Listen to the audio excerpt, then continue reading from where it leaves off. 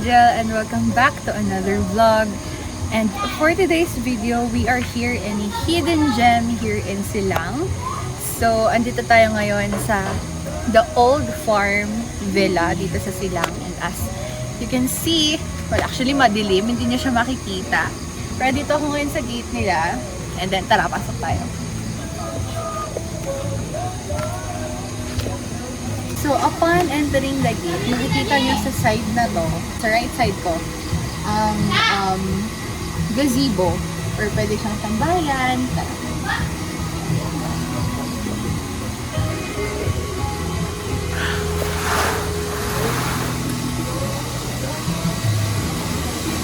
Ayan, as you can see guys, meron siyang lounge area, and for now, meron silang Christmas din na decor kasi Christmas.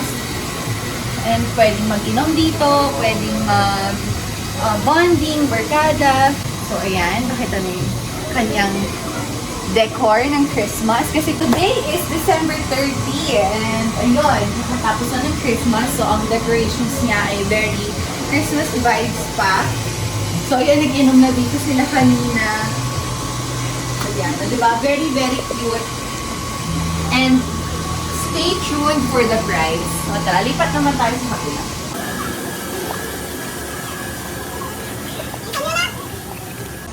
Dito naman makikita nyo ang... Ewan ko kung kita ba? Kita, ayan, kita. Ay, ito ang... gumagalaw na ano, na... Hindi ko alam ano tawag dito. Basta ang cute niya kasi, oh. Nagagalaw. Ang galing. Wala, ang fun lang. So after that, merong mga chairs dito, tsaka dito. Pwedeng kumain, tumambay. Tapos, sa katabi naman ng gazebo, makikita nyo na dito yung isa pang room, at saka sa taas, meron siyang tambayan. Tara, check natin. Ayan. So, dito sa taas, makikita nyo is another tambayan ulit siya. May upuan, may tables. Tapos ito, mga tables and chairs din. Tapos dito sa side na to, andito naman yung bonfire.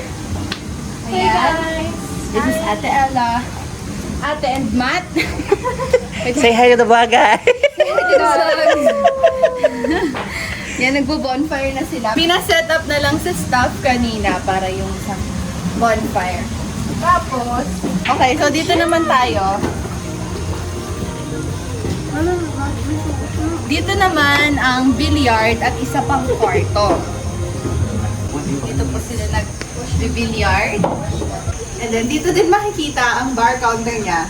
And katabi nitong bar counter is itong CR. Tara na natin. Tapos, katabi ng CR. Nakastock pala. Tapos, katabi ng CR is yung another bedroom. Ayan. Dito natin.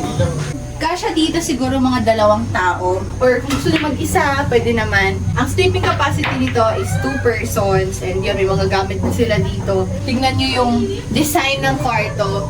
Very modern, very cute, napakaganda. And then like, syempre, diba, nagising sa umaga, tapos lakad-lakad ka dito. Patay natin. Okay, so nakababa na tayo galing doon. And then dito naman tayo pupunta. So, dito yung master's bedroom. May upuan dito. Dito yung wifi. May walkie-talkie. Para kung kasi may tindahan sila dito eh. So, kung may gusto kang bilhin sa tindahan nila, i-walkie-talkie mo na lang. Meron silang mosquito repellent.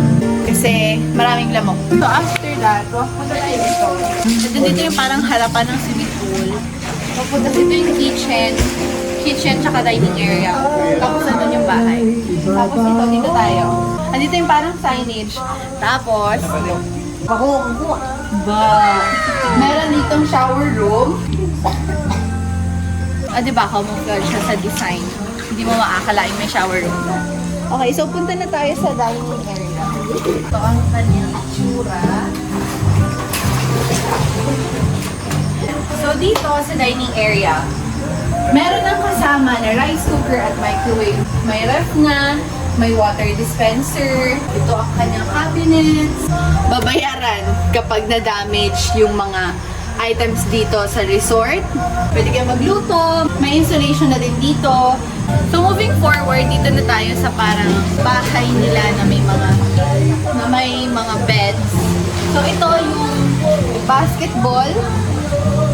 May basketball, may billiard, may dart. Very cute lang ng entrance niya. Ay, dito pala. Teka, lalabas mo na kami. Sige. Very cute lang ng entrance niya kasi 5'4" ako tapos ilang inches lang ang difference niya. Ang cute-cute, diba? Okay, so let's go, pumasok. Hindi ko alam kung anong size to. Siguro queen size. Siguro kasya dito 3, tapos dito 2. Tapos sa taas naman, kasya ang 6. So, ito yung TV. Sa CR, meron na din kasamang mga free na toothbrush, toothpaste. Tapos, dito na, aakyat na tayo. Medyo masikip nga lang itong hagdan nila. Medyo matarik, masikip. Pero, let's do this. Aakyat tayo. Tara, let's go.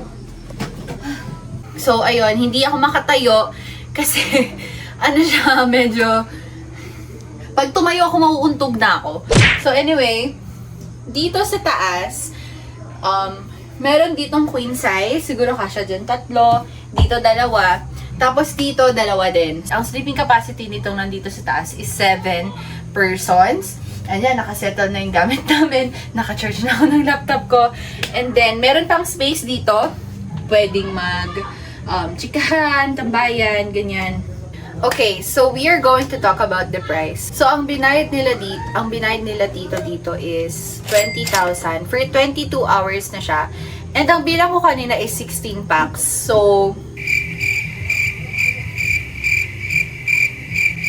tama ba? 7, 8, 9, 10, 11, 12, 13, 14, 15, 16. Tama. So, ang bilang ko, hindi lang ako sure sa mismong kung ilang packs ang kaya niya. Pero yung sleeping capacity niya na nabilang ko is for 16 packs na siya for 20,000. And then, binilang ko siya kanina kung maganda ba siya for barkada. It will cost for around 1,250 pesos each. Or like, pwede kayo magbabarkada, 16 kayo, mag-ambagan kayong tigda 2,000, diba? Sagot na yung food, transport, tsaka yung accommodation.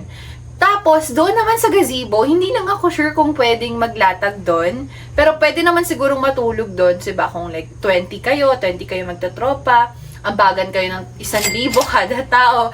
Para sa 20,000, okay na din. Okay na okay. Very modern, very aesthetic ng lugar. For 20,000 pesos, diba? Sulit na siya. Lahat ng kwarto may aircon, malamig, mabango, malinis. Yun nga lang, ang papasok nga niya, medyo maraming liko, pero meron namang susundo sa inyo na staff. Mula sa Balite Fuel, makalagpas lang dito sa may, iba, silang sa iba.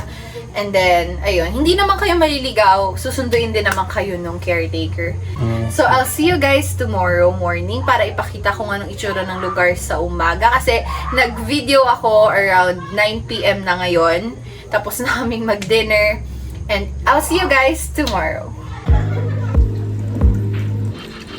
Nowadays you wanna talk, but you never listen. Wanna get real close, but you always distant. You say take things slow, then you go the distance. I don't really wanna ride that way. Been so long that it drives me crazy. In deep, so nobody gonna save me. It's times like these where I really wanna say what's on my mind. But anxiety is calling me. So I gotta go. You tell me, girl, I need to get on my knees and beg you to stay with me. After all that we've been